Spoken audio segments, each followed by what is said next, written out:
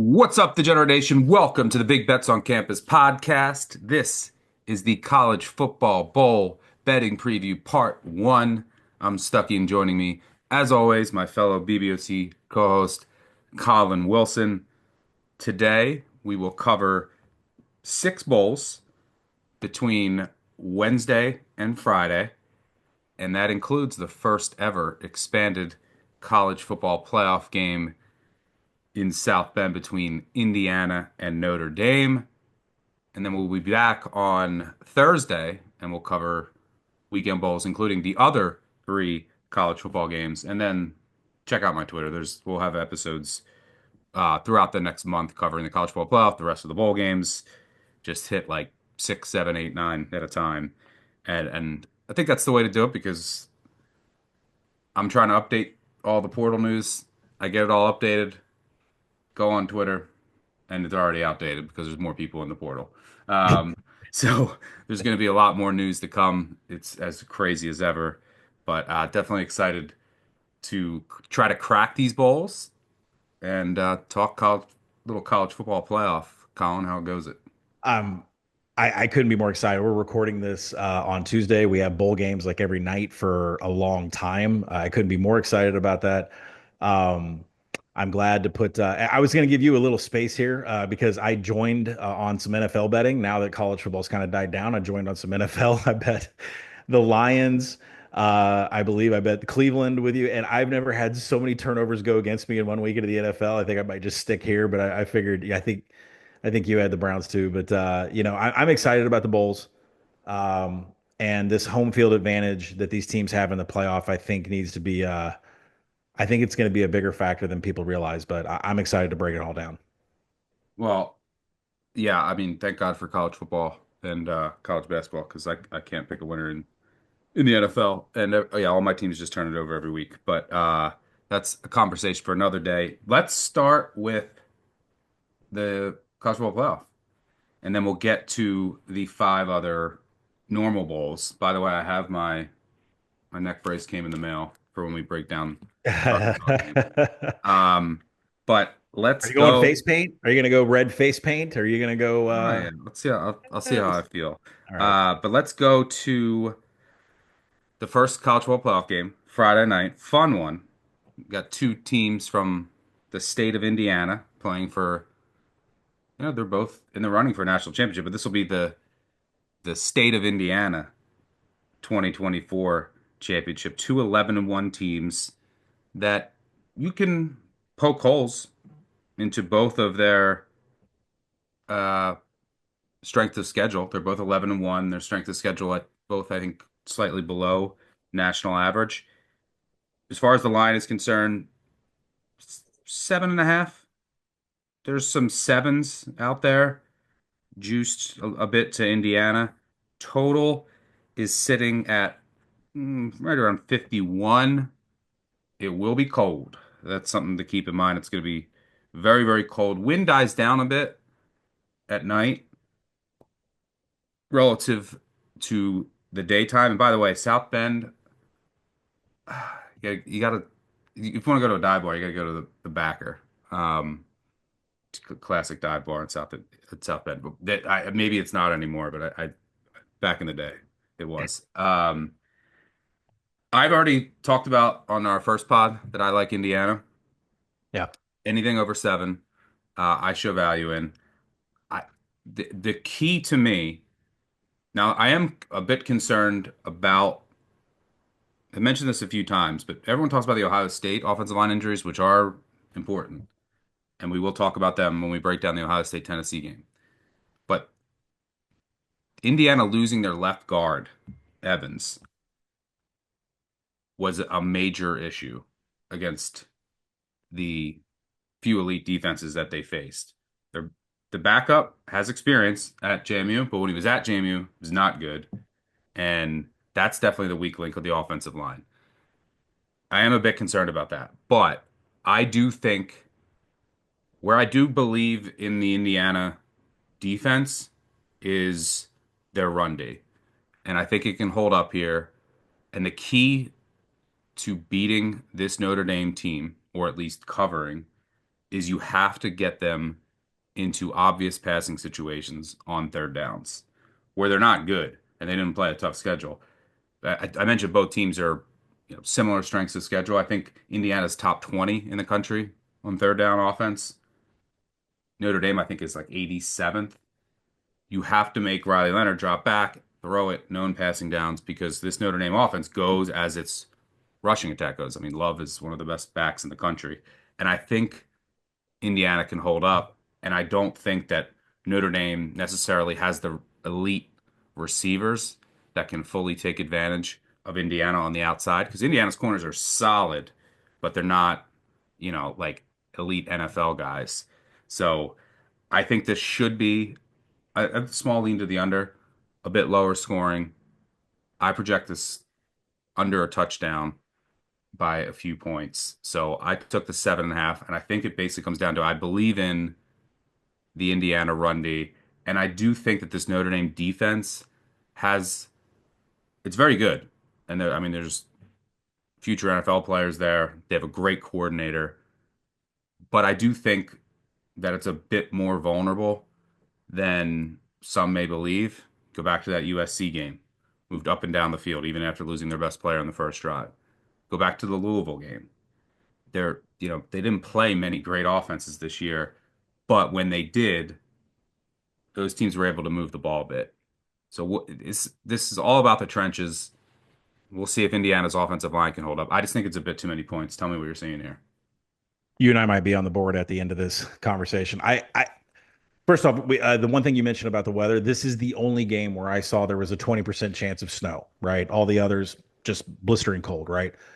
I think from a total perspective, I want to wait and see if that 20% rises. You and I both know that total markets seem to move based on that. I don't think it should because there's no wind. You and I have talked about that a billion times. Let's talk about what Indiana's going to do on offense. They're going to try to establish a ground game with Rourke, Justice Ellison, Tyson Lawton against a Notre Dame defense. It's 83rd in defensive rushing success rate, 71st in line yards, 115th in stuff. They can be taken advantage of. And you say, well, why is it they can be taken advantage of? It's the defensive interiors. Indiana has a very high success rate with their top concepts, which is inside zone. Sometimes they run man, sometimes they're an outside zone, but it's inside zone, and that goes right at Howard Cross. That goes right at Riley Mills. And if you look at Notre Dame against inside zone, a very low 41% success rate against that. Lawton has been the workhorse lately. I'll try to mention props. I know these games are huge and people are going to want more than just side and totals. Lawton's been the workhorse over the second half of the season. 4.4 yards after first contact against Michigan, 3.9 yards after first contact against Ohio State. He did work. He did work, and I think that's the back you'd want to target. 3 TDs over the last 2 games. So from an Indiana side, they've got to stay in standard downs. They've got to stay out of passing downs. I'm not expecting a lot of explosives here. Indiana's 89th in rush EPA. Notre Dame is 10th in broken tackles allowed. It's going to be methodical drives that gets Indiana into scoring position. I know they're number one in finishing drives on offense, stuck 5.1 points per trip, but does the schedule come into that a little bit? I mean, Sure. remember, you were joking with me after Arkansas beat UAPB and had 10 touchdowns and 10 offensive drives. So, it's the schedule kind of plays a part in those finishing drives numbers. But every possession across the 40, there's going to be a chance for points. And I think Indiana is going to be in scoring position. Indiana's 11th in red zone rush touchdown TD rate. Lawton should be a good prop. So from on the Indiana side of the ball, I think they're going to be in scoring position. When you go to the other side, look, Notre Dame's got the same advantages. They're good at every run concept. It's inside zone, it's man, heaviest usage. Riley Leonard, Jeremiah Love, Jadarian Price, same thing. They need to stay out of passing downs. They need to keep the chains moving. 29 rushing TDs for Love and Leonard. For the prop bettors out there, Love and Leonard. I would, anytime TD on Love, I'd probably get into. 3 of the last 5 games, Jeremiah Love has had 2 touchdowns. So if you find a huge number on Jeremiah Love, 2 touchdowns, 2+ touchdowns, could be worth a look. I have problems with Indiana's. They have this huge success defending inside zone. On the season, is 62% success rate. That's really good. But I go back to some games like against tougher competition. Ohio State, 4.5 per carry on 28 attempts. They were only stuffed on 6 of 28. I mean, they didn't stuff them at all. Washington, 5 yards per carry. Half of Washington's offensive possessions had 2+ first downs. That worries me. Maryland, 6.5 yards per play on 24 rushing attempts. That worries me if I'm the Indiana defense. And when you look at Notre Dame, we've talked about their explosiveness running the ball all season, their red zone efficiency, their red zone TD rate. Notre Dame is third in rush explosives, EPA. Indiana is 61st defensively in allowing that. So really, you have to go and handicap, can Indiana tackle at the second level? They have, but have they seen these kind of running backs and this kind of, and the weather? I'm not sure if that helps a defender tackle. I know a soggy condition field definitely helps an offensive running back make a cut. And I know it helps offenses that run counter. Notre Dame is fifth in offensive finishing drives. Indiana's 49th. To me, Stuck, the line is perfect because Indiana is going to get into scoring positions. So is Notre Dame. But Notre Dame has the added ability of creating explosives, which could create that extra edge needed to win this game by a single possession. So, when once you kind of handicap all of that together, extended red zone advantages for Notre Dame on both sides of the ball, huge special teams advantages to Indiana. Not Yep, I was sure if, going to mention that. yeah, not sure if that cancels each other out. So where you and I might go on the board is I like the over. Actually, I really like the over. I see multiple scoring opportunities. I see Notre Dame getting explosives. If the kicking game is there for Indiana, which it has been all year, that helps. What I'm waiting on from a betting perspective, from an app perspective, if that 20% snow, 30%, 40%, maybe first quarter flurries, maybe 90 minutes before in the warmups, people are seeing snowflakes come down. To me, it doesn't matter because, right, there's no wind. That would create a soggier field condition for offense for running backs, which are going to dominate here to make cuts and create explosives. I want the over here. So if you want to go to the board on the total, I'd be more than happy to do it. But that is exactly where I'm looking. I do think, and I agree with you. 7.5, I take Indiana. 6.5, I would take Notre Dame. I'm not sure if I'm going to get into live betting. Shout out to my wife. This is my birthday on Friday. I'm going to be in a sports book after watching horse racing all day. I'm not sure I'm going to be that active in the app or on Twitter, but I would take 6.5 Notre Dame. I'd take 7.5 Indiana. Over is what I really like here, Stuck. Uh, no, I can't get there on the You're over. on me.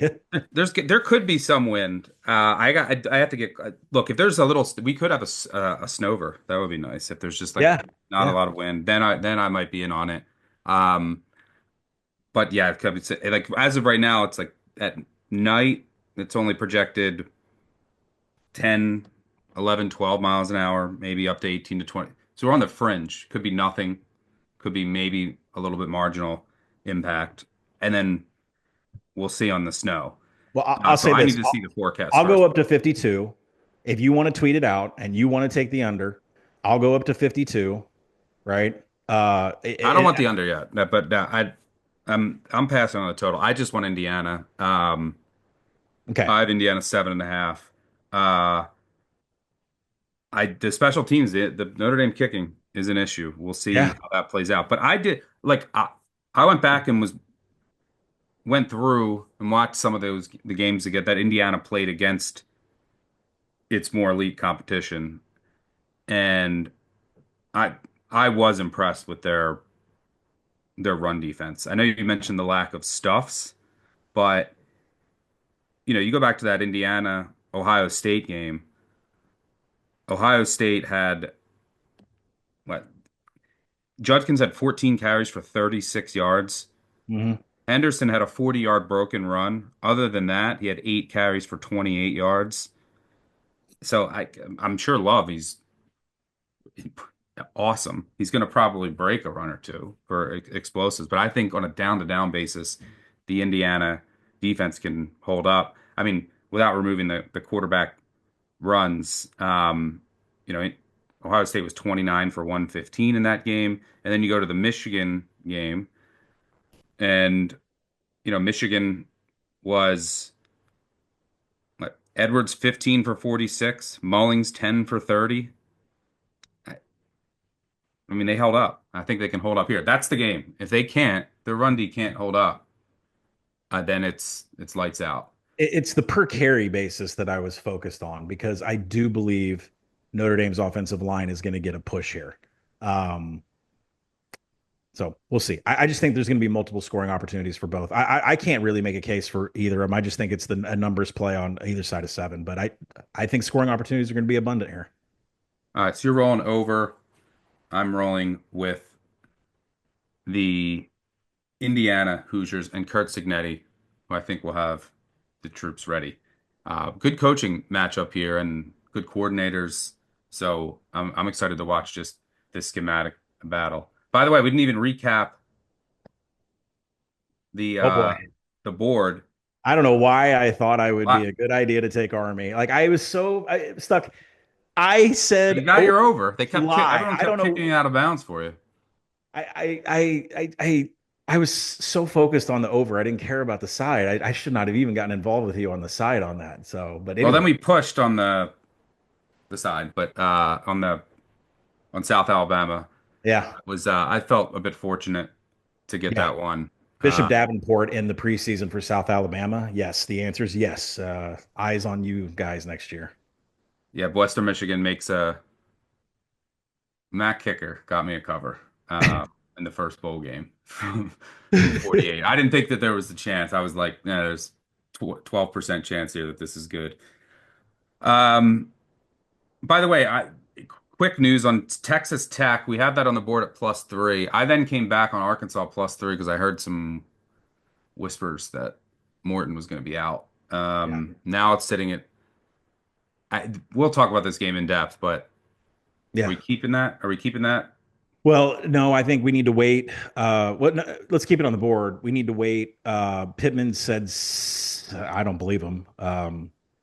75% of the people that have entered the portal for Arkansas are simply trying to find a better, I don't think he said financial, trying to find a better situation for themselves. He says all that, and then our main players have all transferred to Ole Miss. So I would like to get closer to this game before I figure out who the hell is going to be on the field for Arkansas. Yep. All right, let's move on to some other bowls here. We got five to cover between Wednesday and Friday. Let's start on Wednesday. Western Kentucky, James Madison. James Madison, a 7-point favorite here, total 51 and a half. Look, I love this. People say they hate the portal activity in bowls. I mean, uncertainty and creates opportunity. And a lot of this is you got to track and try to find info. And then a lot of it is that there's some matchups, there's your numbers. And then there's just the puzzle that you have to figure out who's going to care for these lesser bowls. And sometimes you're going to look like a genius and sometimes you're going to look like an idiot. And even though I spend hours and hours every day tracking all this stuff, you're still not going to, you're still going to whiff sometimes because there's going to be a graphic at the beginning of some of these bowls and it's going to say, these six starters are out. And no one had any idea. That's just going to happen. You just have to accept it. Sometimes it's going to work your way. Sometimes it's not. Sometimes all the starters are going to be out and your team will still roll because the other team just didn't care. That's bowl season. Like Um, South Alabama the first half. yeah. Uh, so Western Kentucky, the interesting thing is that they have, I mean, their portal list is huge. You have Caden Veldkamp, their starting quarterback, but he will play. And then you got your starting receiver, center, right guard, linebacker, DN, nose tackle, safety, kicker. Those are all starters, and you got some depth guys too. The one guy I don't think is going to play is Wheeler, their stud defensive tackle who committed to Indiana. A lot of times when these players sign with another team, you can pretty much assume that they're going to be out.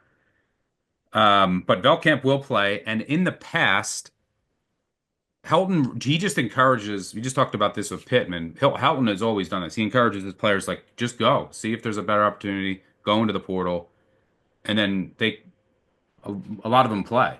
Yeah. How many are going to play? I don't know. Is Upton Stout, is he going to play? Their stud defensive back who's going to play in the NFL. Will he opt out? I haven't seen any news there yet, but that's something to watch because Wheeler is their best defensive lineman. And then on the other side, you have JMU, who will be playing a backup quarterback.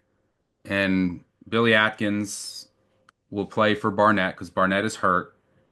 Atkins, his numbers are gross. If you look at his numbers based on back on when he played in the past, they are not pretty. Maybe he's developed and gotten better, but I have to assume it's pretty big drop off just on the surface here. So who's going to play for Western Kentucky? What can JMU do? Because look, the Western Kentucky defense, if they are healthy, they play a ton of man. They're going to blitz a lot, but they can't defend the run. So JMU can probably just lean on their run game here. And I think the best unit overall in this game is the JMU defense. And this Western Kentucky offense down the stretch just cratered. I mean, it was bad for over the past month of the season. A lot of uncertainty here. I think, JMU doesn't have many guys in the portal. They lost a defensive lineman who has like 300 snaps. They're starting left tackles in the portal. But yeah, I mean, I don't think that JMU is probably going to have a ton of success throwing it, but they might be able to just lean on the run game, especially no Wheeler, and have more success sustaining drives than Western Kentucky. Do I, if this was full strength on full strength and this line was 7, I would bet JMU. But I don't know exactly who's going to play for Western Kentucky, and there is a big drop off, I think, to the backup quarterback for JMU. I think as of right now, without knowing who is going to exactly suit up for Western Kentucky, I think the best look might be the under. Because I do think that this JMU defense can contain Western Kentucky's offense, which is trending the wrong direction. And I think JMU is just going to rely on its ground game, and the clock should be moving pretty speedy throughout. What are you seeing here? I think you're on the nose. I did some research for the pod. Generally, when you guys listen to these pods, I will not do a deep dive on it till about 48 hours before. Then we have a pretty firm grasp of who's going to be on the roster. I saw Alonzo Barnett was on crutches. I heard Billy Atkins' name dropped. I immediately hit the under at 52 and a half. This is a game that if it was full strength, both rosters, I'd make the total 53. So for me, it was easy to put the under in on this. You can see the market's already moved. I expect it to move more. Let's throw some weather in, 35%. Down in Boca, we're going to get 35% chance of rain, high expectation of lightning, 10-mile-an-hour Oh winds. no, we're gonna have delays. Yeah, yeah. So this one's this one's going to be fun. Um, when you look at this, Bob Chesney's looking for JMU's first ever bowl win. 20 of the players on this roster for JMU, they were on last year's team that didn't win after Signetti left and basically picked up most of the team and put them in the portal. James Madison, the DC Lyle Hemphill mentioned that this is the exact same offensive scheme for Western Kentucky that they saw from Southern Miss and they saw from Marshall, which maybe I need to go dive into X's and O's of Marshall and Southern Miss. I didn't know that they ran the exact same offensive scheme as Western Kentucky. Um, from a Western Kentucky offensive standpoint, Caden Veltkamp, he's going to play. He was in the portal last year, played through 5 touchdowns. Numbers aren't great. 14 big time throws, 13 turnover worthy plays. He'll end up somewhere better. I don't know. Maybe he'll end up like Austin Reed right back at Western Kentucky. But slot Eastermester, second in targets, 75, not expected to play. So that takes the slot away from Western Kentucky. And James Madison is 4th in creating contested catches. So if Caden Veltkamp thinks he's going to come out there and hit wideouts down deep, that's kind of where the corners of JMU have thrived, is swatting things down. They play a lot of quarters. They play a lot of cover 3, 65% zone. They're just not going to let anything get behind them. JMU has 5 corners that have 19 PBUs and 8 interceptions. I mean, this has still got a Signetti stamp on it. I know Chesney is the Holy Cross offensive genius, but this still has a Signetti defensive stamp on it. But then you think, well, James Madison is 127th in strength of schedule. It looks pretty bad that they're 128th in explosives during passing downs. So what that means is when Veltkamp gets 3rd and 15, there's probably a pretty good chance when he throws it deep, he's going to be able to find somebody. And Veltkamp, I mean, his accuracy issues, he's 12th in on target rate per Sports Info Solutions this year. So he is accurate. we'll see what, he's going to have hit wideouts because there's no slot help there. You go to the other side, Alonzo Barnett on crutches, Billy Atkins. There's just no history of him running inside zone here with George Pedway. Inside zone is what JMU runs, but that's just going to be a one-man show. I mean, they might have to pivot to power and just line up in an I formation and try to run over guard and tackle. Western Kentucky's been pretty bad against inside zone, but that's just not what they're going to see here because Atkins can't run it. They have an average defense and success rate against power. So that means that Western Kentucky, as horrific as these rush defensive numbers are, they're actually a little bit better for what JMU is going to be prepared to do. You look at Anthony Johnson Jr. in the secondary, 8 PBUs. I'm not even sure if that matters because I don't think Atkins is going to throw. I mean, there's just nothing here that says he's going to be able to throw downfield. Full rosters, like I said, 53. I took the under 52 and a half. I think this thing's going to crawl under. If you're listening to this, I still would take an under, probably down to next key 49, 48. Um, with that under crashing and with weather involved, I've been waiting like to pod with you. I passed on Western Kentucky +8 and took the under instead, but now I think I'm going to hop on, and it's moved now because of this news with Barnett. I think I'm going to take Western Kentucky +7, maybe pour a glass of wine and see if I can live bet my way into JMU plus money. But I do like the under better than I like the side, but I think I will be putting a Western Kentucky bet in at a touchdown. I don't mind that. But we don't technically know if Messer's going to be out. I think we can Right. assume Wheeler's going to be out. If and that'll hurt their run D up front too. Mhm. And if Stout's actually their best run defender. Yep. If he decides to opt out, that will hurt on a multitude of fronts. He's even blitz. I mean, he plays uh in their slot, and he's really good against the run. They'll use him. They blitz a lot. Um, that would really hurt as well. But yeah, I think there's just a lot of uncertainty in this game as of right now. So I think that the under is the best look here. By the way, Agree. BOCA, VNS. You got to go to get a sandwich. I think I mentioned that in Agree. the previous pod. All right, let's move on. Speaking of uncertainty, a lot of times these early bowls have it, and the ones we're talking about today certainly do. Let's move to the LA Bowl Oh, this one got me. between Cal and UNLV.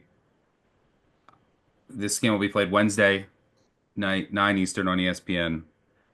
All right, where do we start here? I mean, so UNLV lost their head coach. Barry Odom went to Purdue. His, in the Brendan Marion's plane just landed in Winston-Salem yesterday. yeah, like what's going on with like I haven't heard any news there. Is he not calling plays? Is he not going to be on the sideline? I can't Oh find no, out. Brendan Marion's got like apparently he's going to be the offensive coordinator for Mike Vrabel is the last what I read this morning for Wake Forest.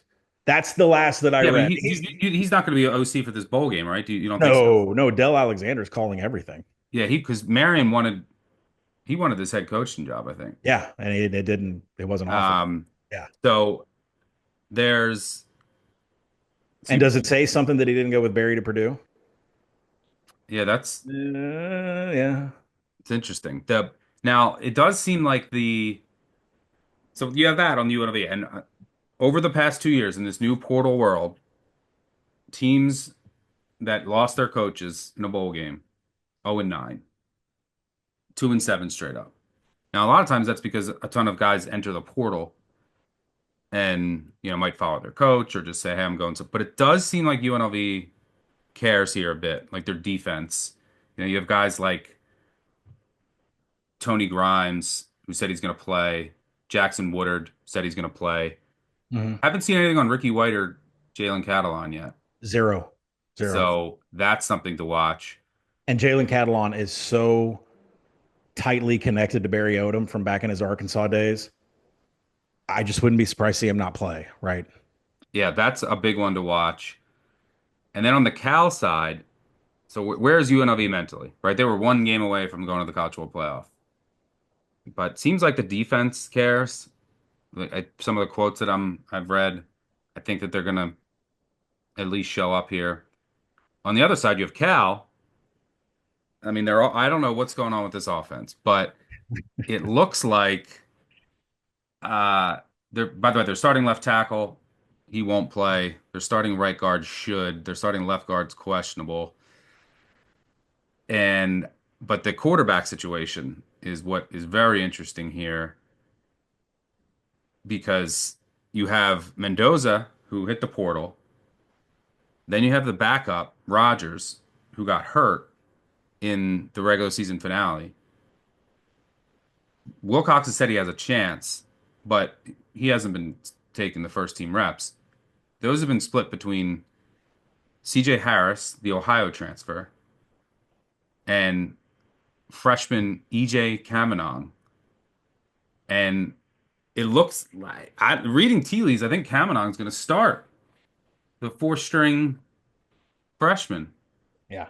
Uh, and then there's, they let their OC go. They say play calling is going to be, Did they, did they let him go or did they?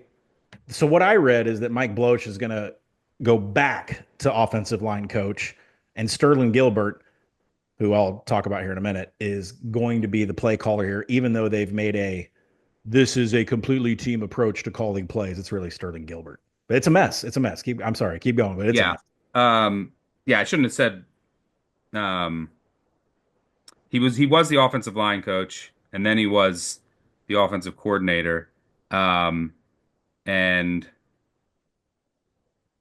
they It's said that great. there's no decision made on position assignments going forward. So Right. we don't know if he'll be retained, but he lost his job. Gilbert's probably the favorite to become the offensive coordinator. This is maybe like an audition, but it is weird. They said it's Fade. going to be a committee approach to calling plays. So this is a mess. I think so. This line has come down after Mendoza hit the portal. I think there's probably still more news to come on the UNLV side. Like Ricky White and Catalan are the names to really watch, one on each side of the ball. I can't get involved in a side here. If I had to, I would bet Cal just because. But like then you're down to your four string freshman with I. So I think the look here, and this is another cop out. I think it has come down a lot. I still like the under. I I don't. had, Cal can't run the ball at right. all. And by the way, their leading receiver hit the portal too. Um, they can't run the ball because they can't run block. And then do I trust this whoever's going to be in there? Like if it's Harris, they're just going to run it. They're going to try to run it and just go with a run heavy game plan, With Jaden Ott, yeah. but they can't run it because they can't block. And so, and I think the UNLV defense is going to show up.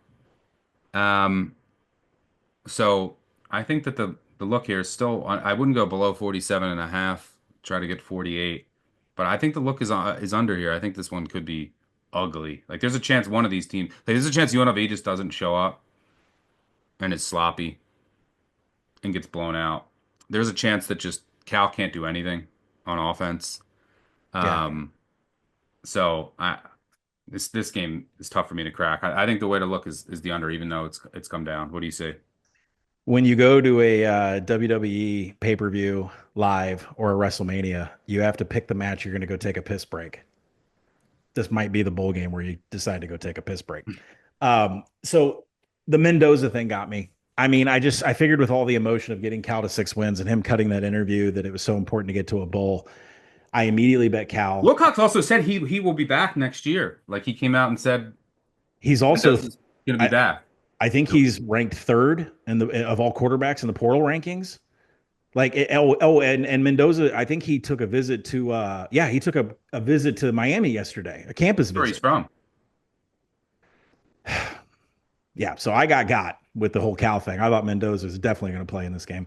Um, yeah, so Sterling Gilbert, it may be way back in your brain stuck, but this was a total fade for us when you and I started podcasting. Gilbert did not have a successful a successful run in his role as offensive coordinator at Syracuse, South Florida, Texas 2016, Tulsa 2015. This guy has lived in a lot of places. Kind of Mike Sanford Jr.-ish for us. Every time he was offensive coordinator somewhere, it's kind of like, Nick Morrow not in the bowl game. Victor Stoffel played 177 snaps at left tackle this season, so at least there's a little bit of experience at the left tackle position. There is big advantages for Cal with Jaden Ott, and if CJ Harris is going to run that zone read against UNLV defense, maybe. I mean, Cal's 25th in rush explosives, but they're 109th in success rate. So a lot of inside zone, probably to the right side of the line since left tackle and left guard have issues for Cal, and maybe a lot of man concepts. UNLV against inside zone has been 44% success rate. I know that was a big handicap against Genty and a big negative EPA in defending it. So is there an opportunity for Cal to create explosives on the ground with Ott and CJ Harris running to the right side? There is. I'm not depending on it. Maybe two or three a game, not a lot. Um, Word on the street from some people that have talked to me, Haj Malik Williams is going to be Dan Mullen's successor. I didn't think that was possible because I think this was Hodge's like sixth year. So is this a resume game for Hodge? Has he proven himself enough for Dan Mullen? The Cal defense is 19th in creating contested catches. We can talk about what's going on in the secondary. I mean, I can look at their rank of 44th in coverage, but really, they've been pretty good at deflecting passes, making wide receivers bend, twist, up, down, left, right. And Hodge is about 75th and on target rate. So there's a problem there too. Ricky White probably is boosting a little bit of those numbers. I think without Ricky White, those numbers would be even worse. I'm going to stick with Cal there's a hunch inside of me that Ricky White's not playing this game. I'm going to stick with And the Cal. under should be really good. Yeah, yeah. Then the under would be really good. I think for everybody out there that tailed and said Cal money line, we were betting on Mendoza. I'm going to stick with the Cal money line. I'll look for a way to get out of it live if this Jaden not CJ Harris, and if it's not CJ Harris and it's EJ uh, Kamenon. Kaminong. I have been having. I want to say Camino so bad, but Kaminong. I'll look at my options to get out. So I think if you're sitting on a Cal ticket, let's sit tight. Let's see if Ricky White's playing. Let's see if CJ Harris is running with Jaden Knott. Maybe a live trading game to get out of our position, but that's I think that's the best we can do here. I like the under, still do. All right, let's move on to Thursday. Let's go to we got some eat 'em up cats in the New Orleans Bowl between Georgia Southern and Sam Houston. More uncertainty. Sam Houston, they lost their coach. Casey Keeler went to Temple. Defensive coach, their defensive coordinator is also leaving with a bunch of his assistants, but he's gonna stay on and coach the bowl. Their offensive coordinator, Brad Cornelson, he'll be the interim coach. I think he'll be up in the box, being the OC and the head coach here. Now, Sam Houston has like 10 starters in the portal, but this is a very similar situation, in my opinion, to James Madison last year. Team that lost their coach. James Madison lost Signetti, and they had everyone was in the portal, but they still almost all of them played. And that's because they were excited to be in a bowl for the program. Sam Houston also wants to get the 10 wins. They've been using that, and they're like winning a bowl as a team that just transitioned. All these kids that have been with the team that went through like last year, the shortened year before. I think they care. Reports from some insiders are that almost everyone's going to play, even though they're in the portal. Like I'd want to watch like Caleb Weaver, like a lot of their secondary guys. Is Trey Fields probably doesn't play their linebacker. He committed somewhere, but we'll see. It seems like they do care. Everyone in the portal was on the depth chart except their backup quarterback and a depth piece at defensive end. Georgia Southern, meanwhile, just no news. Like there's Right. no one in the portal, no one that would opt out. So that could change, but they've been very quiet. Uh, So as of right now, Sam Houston is a 6 point dog. This is in the what is this? Is it the R&L Carriers Bowl in New Yeah, Orleans? down in R&L Orleans. Carriers Bowl in New Orleans, Thursday night. I think Sam Houston's going to care. Mm-hmm. I don't trust Helton in a bowl. I think he's 2-5 in bowls. We Oh, saw and we saw six against the spread. we saw him lay an egg last year against Ohio. Mm-hmm. Their offense too. After you have he has a type of offense that after some time off, kind of get out of rhythm. The Sam Houston defense, assuming they have most of their guys, I think is the best unit on the field. And I do think that Sam Houston can have some success running the ball here against Georgia Southern. Mm-hmm. So I think it's eat 'em up cats even without a coach. I completely agree. This is a very tight unit for Sam Houston that's been together for a lot of years, and they've been through a lot of change, and they've been through the fire with each other. And I think the staff that Casey Keeler had, there's still enough of them around it before they might pick up and take off to Temple. Um, Well, their defensive coordinator's gone to North Texas, and he's bringing like all of his whole staff, but they said they're staying on through the bowl. So, exactly. Yeah, exactly. And like Jay Ducker is in the portal. That's the big piece with Hunter Watson running the heavy ground attack, but I believe he's playing in this game. yeah, I mean, reports are just like almost everyone's going to play. Right. And so if you're going to take Hunter Watson and Jay Ducker and you're going to put them on the ground against a Georgia Southern defense, it's 126th in defensive rushing success rate. No stuff right here. No line yards here. Um, Sam Houston's biggest problem always has been the red zone. 129th in offensive finishing drives. I do think they're going to be able to move the ball. I do think they're going to create quality drives. They're going to be able to do it all on the ground. Defensively, I mean, they were good in Conference USA in defending the pass. They were very good at limiting explosives, and they finished 11th nationally in defensive quality drives. For a lot of reasons, I do like Sam Houston here to cover the number. I'm a little like, where's the number going to go? Right. I actually, at full strength, both rosters, I make this Georgia Southern -1. But I think there's a lot of uncertainty with so many names in the portal. Is there going to be steam on Georgia Southern? And is this one of those 90 minutes before kickoff? We see that Hunter Watson, Jay Ducker, we see that all these names in the portal actually on the field. Is that when some of the sharper guys that are paying attention, like you and I, come in and start whacking the Bearcats? So I'm with you.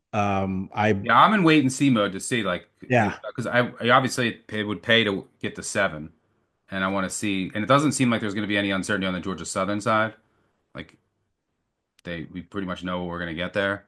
right. Um, but we got our eat 'em up cats and Clay Helton We bowl. have we have Clay Helton 0-6 against the spread in bowls in our bet labs. Like I dumped out all the coaches. There's just so many new ones. There wasn't. I think there were so many coaches that were like below a 3 game sample. I didn't even want to make an article out of it. But Clay Helton 0-6 against the spread, bro. What's going on here? Get your team going in the bowl season. So closer to kick, and I'm with you. Eat 'em up, cats. All right, let's move on to Friday. We already covered prime time with the college football playoff game, but there's two afternoon bowl games, nice little appetizers. Let's start with the Cure Bowl in Camping World Stadium in Orlando, noon Eastern on ESPN. If you're in Orlando, you know you got to go to the Stagger Inn sister. This is the Stagger Inn in Orlando. Make sure you check it out. And also if you come to Lexington. Um, Ohio 3-point favorite here, total 54 and a half. These two teams could not be any more different in that they both lost their coaches, but Ohio is the only team without anyone in the portal. Yep. Shocking. I figured some guys would follow Alvin. Uh, you know what I, I think? I think Albin told him stay put. I mean, This yeah, it speaks to the this culture at least. and this game is being played before the portal window closes. I have a feeling he told him stay put, and then the day after, Well, yeah, I mean, it's pretty shocking that you lose your coach and you're the only team, nobody has hit the portal. By the way, this is a game where both teams lost their head coaches. Alvin went to Charlotte, Rich Rod back to Morgantown, and there's going to be the interim coaches are each offensive coordinator. Their last names are Smith, so it's Smith versus Smith, interim OC head coaches. Uh, while Ohio is known in the portal, Jacksonville State does. You got your leading receiver just hit the portal. Your starting safety, Poizer's a stud. Your starting outside linebacker, Reginald Hughes, who's also a stud. Your starting safety, Fred Perry, stud, first team All Conference USA. You're starting both of your starting corners, and then some depth pieces as well that play on defense. However, and then in the past under Rich Rod, you didn't play if you're in the portal. Last year you didn't play. However, a report came out that I dug up uh, that the players in the portal can play and might play. So who's going to play? I don't know. This one is a wait and see. The Ohio run defense is good, which you need against Jacksonville State. But all of the signal and plus all of the signal here is saying now if everyone in the portal plays for Jacksonville State, this could change. But all of the signal here, just looking at these two teams without a coach, says Ohio cares a lot more. What are you seeing here? So Ohio's offense, 62% rush rate behind Parker Navarro, lots of man blocking concepts, and Jacksonville State can't defend that whatsoever. 44% against that run concept.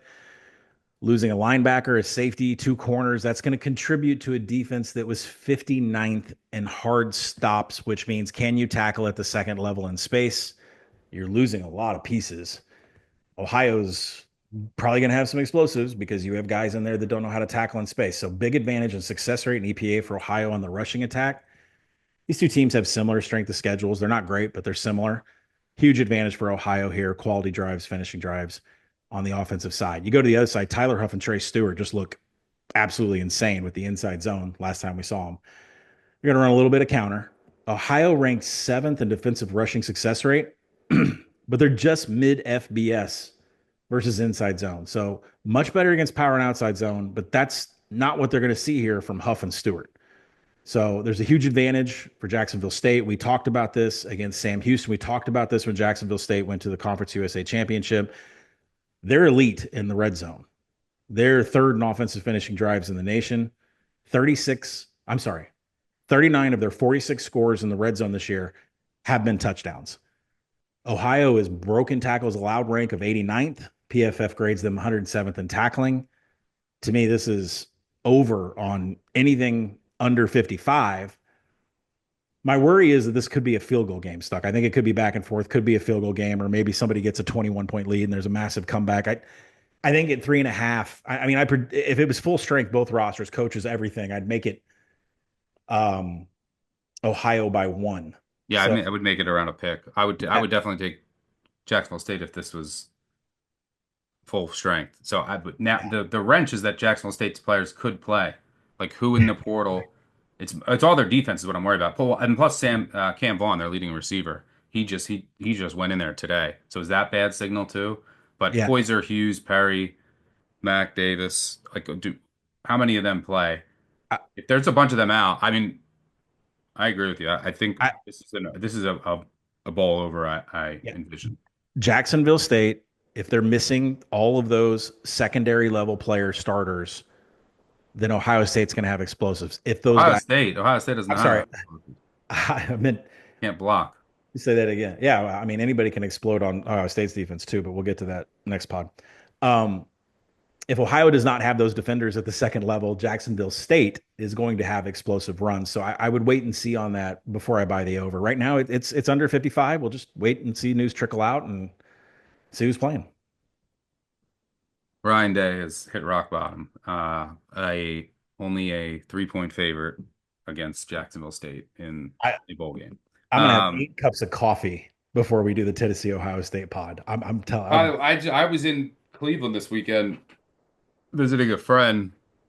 The vibes, they got to start fast in that game. There's gonna be fire Ryan Day chance if it doesn't start fast. But we'll talk about that game on Thursday. All right, let's move on to the final bowl, the Gasparilla Bowl in Tampa, Friday, 3:30 Eastern between Tulane and Florida. By the way, this is in Tampa, Brett's stomping grounds. Tiny Tap Tavern in South Tampa. Can't say Cigar. what's Go that? ahead. Go ahead. Go ahead. I I got was gonna one. say, I can't say I've ever been. This is what Brett said. Great dive bar, been around 70 years. Originally was a gas station in the 1930s and 40s. Hmm. Um, let me actually, I want to see a picture of this place. What were you gonna say though? Cigar City Brewing is my spot before I go to Rays games. It used to be just local to Florida. They are finally distributing to the Midwest. Everybody knows the High Lie beer, but if you go to Cigar City Brewing, they have like 3 kettles that they're back there brewing beer, and they always have something that isn't for sale for public that they just make. Like I had a strawberry shortcake beer there once. It was one of the most amazing things I've ever had. Food trucks on the outside. Cigar City Brewing trumps rivals almost everything I've had in the Denver, Colorado area from a brewing perspective. Yeah, this that sounds amazing. Okay. I this yeah, this is a classic dive. This is as dive as it gets. Maybe not our producers from Wisconsin. There's some really dive bars in Wisconsin, but there's My dad used to own a whole bunch of bars in Madison and Appleton. So yeah, and it has I'm just making sure. See, my qualifications, I want a dive bar to be as I like a dive bar, like as dive as it gets, but I do need a TV in there. yeah. Because I'll probably have a bet on something going. So Does there it need there to is be underground, like stagger in, like where you have to go below road level? yeah, well Staggers it's not truly divish. It says dive vibes, but I mean there's It's too also big, right? It's too roomy to yeah, be yeah. there's also 80 TVs. So but this is true dive, Tiny Tap Tavern. We're gonna have to make a podcast field trip here. Maybe we'll do it for the Gasparilla Bowl next year. But anyway, Florida, 14-point favorite here, total 49 and a half. Not much news on the Florida front. They have a ton of injuries, but they've had that for a while in their secondary. Uh, you have some depth pieces that hit the portal. Their starting right guard, George, hit the portal, but then he withdrew. Badger, their wide receiver, says he'll play. Their defensive tackle, Cam Jackson, says he'll play. Brandon Crenshaw, Dixon, Montrell Johnson, maybe potential opt-outs, but seems like Florida's all in here. Tulane, the big news here is their starting quarterback, Darren Mensah, hit the portal, committed to Duke. Their starting Immediate, defensive, what's that? immediately, like Yeah. in portal at Duke. Well, I think that's why Malik Murphy probably hit. He knew this was probably known in the inner circles of Duke. Starting defensive end, Matthew Fobbs White, he's good. He committed to Baylor. And depth piece, the defensive line, Parker Peterson, he committed to Wisconsin. So you can assume those two are out. And despite entering the portal, because all of the Tulane quarterbacks hit the portal, Mensa went to Duke, their backup, Kai Horton, and their other backup, Ty Thompson. But Thompson will play, even though he's in the portal.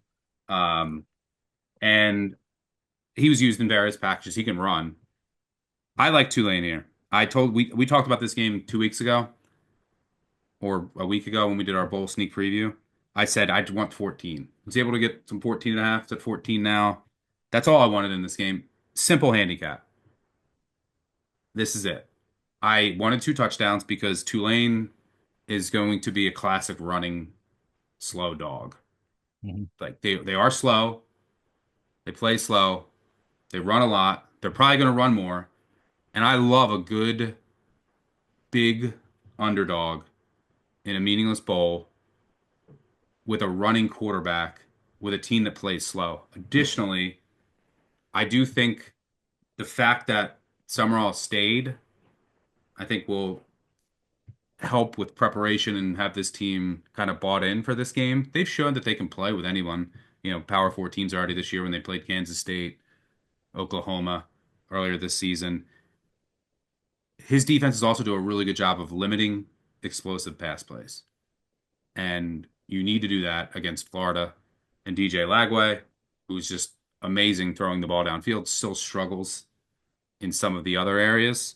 So I look, Mentz is good, but I don't think this drop off is insane. Like Ty Thompson was, I think it was like a four or 5 star at Oregon. He Not can from a ground, not run. from a ground perspective. It's not that big of a drop off. Yeah, but he can run. That's all I want him to do here. Run the ball, limit the explosives of Lagway, and I think they can stay within 2 touchdowns. Yeah. But I know Uh, you already have a Tulane ticket at a way no, better no, number. no.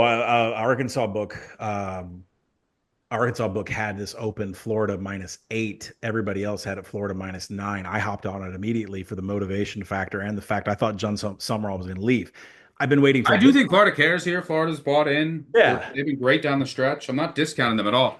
I think that this is just for a running dog, even downgrading for Tulane a tiny bit for their D line, and then the drop off from Mensa to Thompson.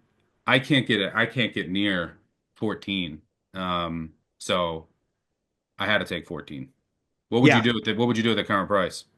So I went and just bought Tulane. I've been waiting until this podcast to talk to you about it. I'm creating a window here. So if you got Florida on open, I would say go back and get it. Get it down to 13. I mean, I think there's definitely backdoor potential here. What Stuck said is true about what Tulane is going to try to do from a slow perspective. I mean, let's talk about Ty Thompson. His passing numbers not good. 47 of 76 in a very long career, three big time throws, four turnover worthy plays. You're making this bet because Ty Thompson has been running for the Green Wave this year. 45 attempts, 229 of his 231 rushing yards are on design quarterback calls. He's not a scrambler. He is a design quarterback runner. Tulane's going to run a lot of power. They're going to run a lot of man. Mekhi Hughes, Thompson. Florida's defense has been horrific against power. Yep. Once I saw, I Yeah, mean, that's the other thing. There's Florida's D has some vulnerabilities in their run D. And by the way, right, Thompson, when he was running the ball this year, the defenses knew he was going to be running it, and he still had success doing. Like you would bring him in to run it, and right. still had success doing it. But it's going to be feed Hughes, design QB runs, and then take your occasional shot I, off play action. I know there's going to be people out there that bitch. It's like, oh, you're coming back on the other side. This is bowl season. Yeah, I The, come back on a lot in bowl season. There's so much yeah, uncertainty. These lines move a touchdown. I'm probably going to have a small bet on the other side of a lot of them. I mean, frankly, I was going to do the same thing with Cal and UNLV, but that whole game's a dumpster fire. So, but with this one specifically, the motivation was on the Florida side. The mass exodus was supposed to be on the Tulane side. John Summerall, who I thought was going to be the next UNC coach. Actually, I was told he was close to being the next UNC coach until Bill Belichick got involved. Oh my God, Stuck. What if our podcast going to be next year? Holy shit. Um, so John Summerall re-inks. Mekhi Hughes hits the portal. Ty Thompson can run this offense. I mean, I know there's a huge discrepancy in strength of schedule, but Florida's defense, 35% success rate against power rush concepts. I mean, national average is like 49, 50%, 35%. They allow an explosive 11% of opponent attempts using power. That screams Ty Thompson, Mekhi Hughes. If you can find props out there that are like longest rushing attempt, 27 and a half yards, I'd take that. Because if you look at the Florida defense, like we've been handicapping this forever, Stuck, man. That secondary, injured, hurt, out, whatever. It's like tackling at the second level has been a problem for Florida. Now, on the other side of the ball, can Lagway throw against the cover one and cover 3D of Tulane? He's got middling success rate numbers against those. Tulane is top five in limiting pass explosives. But again, I go back to a really poor strength of schedule because Seth Hennigan at Memphis put up 8 pass explosives and a tight 22 of 29 on Thanksgiving night. You go back to North Texas back on October 26th. Chandler Morris had 11 explosive passes. That's Uh, fair. Yeah, some of it is definitely schedule driven. Schedule, right. So the bigger explosives may come from the Tulane rush D. They're 120th in allowing explosives. So Montrell Johnson, Jaden Baugh, I think they both can be home run hitters here. So I don't really have a feel for the total because I'm now involved on both sides. I would lean to the over on this 49 and a half because I think this could be an explosive affair. Or you can just say, forget it. I don't want to play the total and maybe go find some props on explosive runs because I think you're going to get him from both sides. And if Elijah Badger plays in this game, I think we're He going to get a says he's couple. going to play. Yeah, he says he is. I think we're going to get a couple highlights there too. But Lagway is, he is the future for Billy Napier. It's nice to say his name again. Um, so if I leaned on the side with, I'm sorry, if I leaned on the total, it would be on the over. And I am completely happy covering up that opener on the Florida Gators by taking Tulane at, I don't know, 13 and above.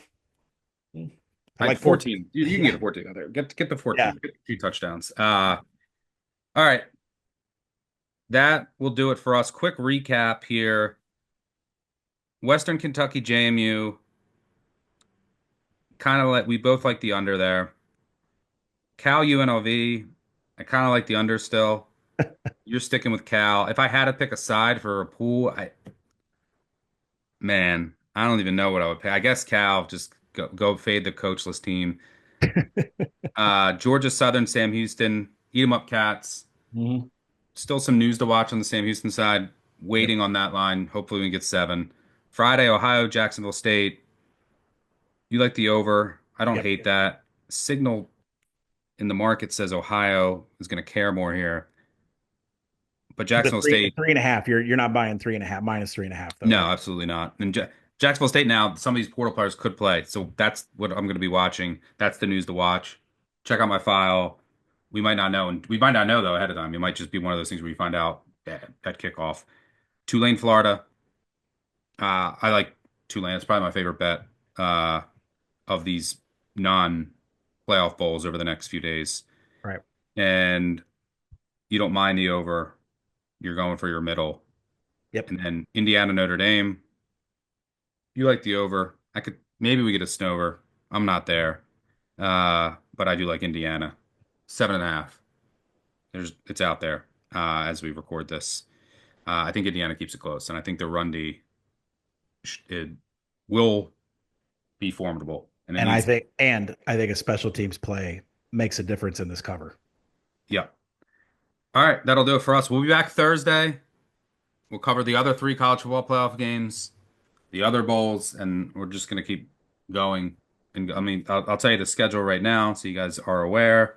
So this Thursday we cover the other college football playoff games, and then we'll have episodes for the other bowl games on the 23rd, 26th, and 30th, and then we'll obviously have episodes covering the semifinals and championship game. So that'll do it for us. Thanks to Colin for joining me as always. Thanks to our producer on the back end. Most importantly, thanks to all of you for tuning in. Make sure you subscribe, unsubscribe, subscribe, tell a friend. Go to our YouTube channel, BBOC. Hit the subscribe button. Even if you don't use YouTube, that does help us out. Leave a 5-star review. It's bowl season. Embrace the chaos. Enjoy the games. We'll catch you all on Thursday. Cheers. Peace out.